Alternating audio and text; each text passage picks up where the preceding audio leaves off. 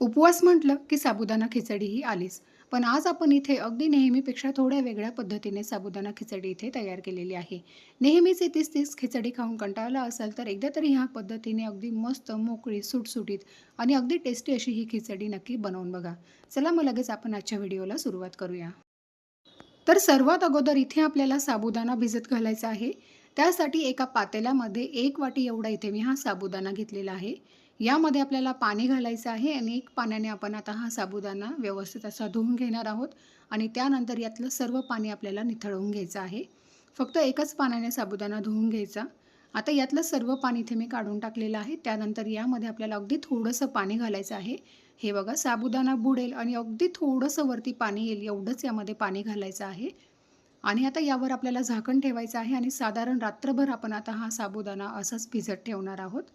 खूप जास्त पाणी घातलं तर मग साबुदाणा खिचडी ही चिकट होते, अगदी अशी मोकळी-मोकळी होत नाही. आता दुसऱ्या दिवशी सकाळी बघूया, साबुदाणा अगदी छान मस्त असा फुललेला आहे आणि चमच्याने याला चांगलं व्यवस्थित असं मोकळं करून घ्यायचं आहे. बघू शकता, अगदी एकूण एक दाणा असा मस्त मोकळा झालेला आहे. अगदी परफेक्ट असा साबुदाणा इथे आपला भिजलेला आहे. खूप जास्त पाणी घालायचं नाही, नाहीतर मग खिचडी अशी मोकळी सुटसुटीत होत नाही. ह्याच पद्धतीने साबुदाणा भिजवून घ्यायचा. आता खिचडी बनवणार आहोत त्यासाठी इथे एक मध्यम आकाराचा बटाटा घेतलेला आहे. साल काढून घ्यायचे आणि अशा पद्धतीने बटाटा आपल्याला कट करून घ्यायचा आहे. तर एकच वाटी साबुदाण्याची खिचडी इथे मी बनवते. त्यासाठी एकच बटाटा इथे मी घेतलेला आहे. बटाट्याचं प्रमाण तुमच्या आवडीप्रमाणे इथे कमी अधिक करू शकता.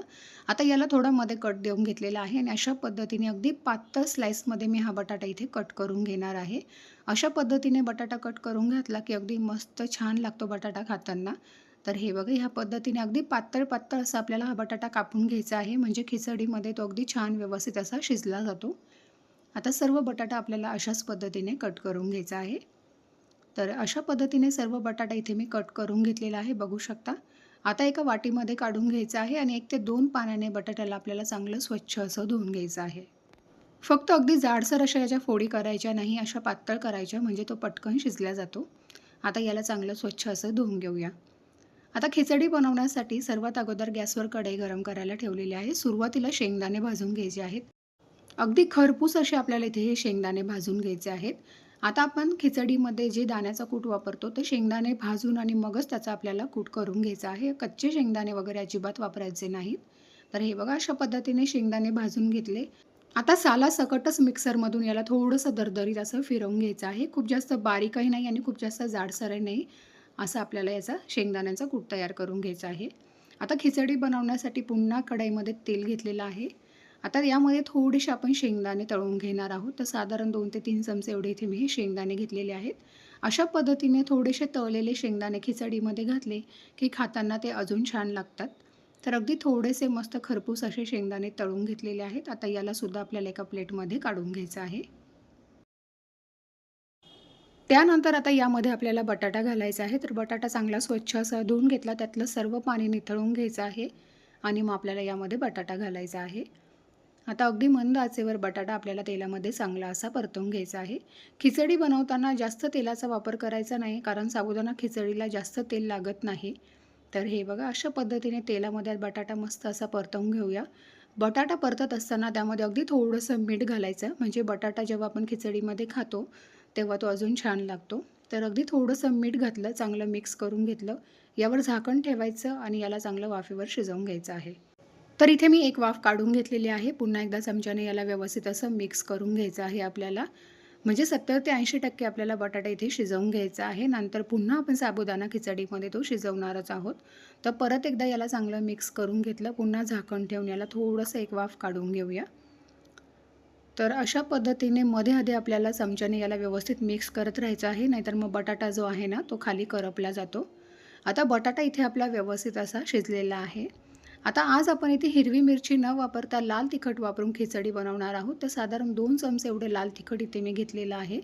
आता खिचडी आपण उपवासासाठी बनवणार आहोत, त्यामुळे हे जे लाल तिखट आहे ना, आपण जे स्वयंपाकासाठी रोज रेग्युलर भाज्यांसाठी वापरतो ते नाही आहे.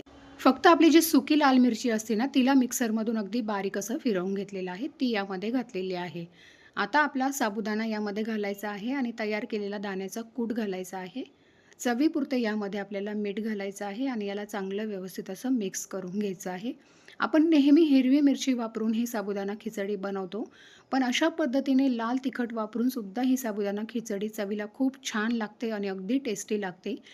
नेहमीची तीच पद्धत वापरून खिचडी बनवण्यापेक्षा एकदा ह्या अशा पद्धतीने लाल तिखट वापरून तुम्ही ही खिचडी नक्की बनवून बघा. खूप छान लागते, मस्त टेस्टी लागते. आता याला चांगलं व्यवस्थित असं आपल्याला मिक्स करून घ्यायचं आहे. साबुदाणा आपला अगदी छान मस्त मोकळा सुटसुटीत असा इथे भिजवलेला आहे. त्यामुळे खिचडी अजिबात चिकट होत नाही. हे बघा, अगदी छान मस्त मोकळी सुटसुटीत खिचडी तयार होते. त्यानंतर सर्वात शेवटी यामध्ये 1 चमचा साखर घालायची आहे.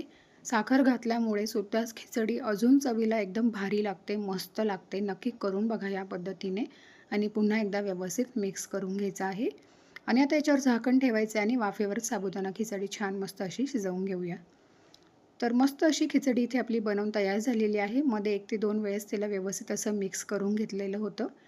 आता त्यानंतर आपण जे शेंगदाणे तळून घेतलेले होते, सर्वात शेवटी शेंगदाणे यामध्ये आपल्याला घालायचे आहे आणि अगदी परफेक्ट अशी मस्त मोकळी सुटसुटीत खिचडी इथे आपली बनवून तयार झालेली आहे. आणि अगदी लो फ्लेमवर झाकण ठेवायचं आहे आणि वाफेवर आपल्याला ही साबुदाणा खिचडी मस्त अशी शिजवून घ्यायची आहे.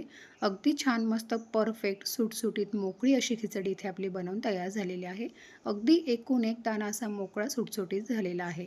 आणि लाल तिखट वापरल्यामुळे चवीला सुद्धा अगदी छान लागते. दह्यासोबत खाऊ शकता किंवा शेंगदाण्याच्या आमटीसोबत तुम्ही ही खिचडी खाऊ शकता. तर एकदा नक्की बनवून बघा. व्हिडिओ आवडला असेल तर लाईक करा. जास्तीत जास्त व्हिडिओ तुमच्या मित्रपरिवारासोबत शेअर करा. चॅनलवर नवीन असाल, अजूनही तुम्ही आपल्या चॅनलला सबस्क्राईब केलं नसेल तर नक्की सबस्क्राईब करा आणि शेजारील बेल आयकॉन देखील प्रेस करा. धन्यवाद.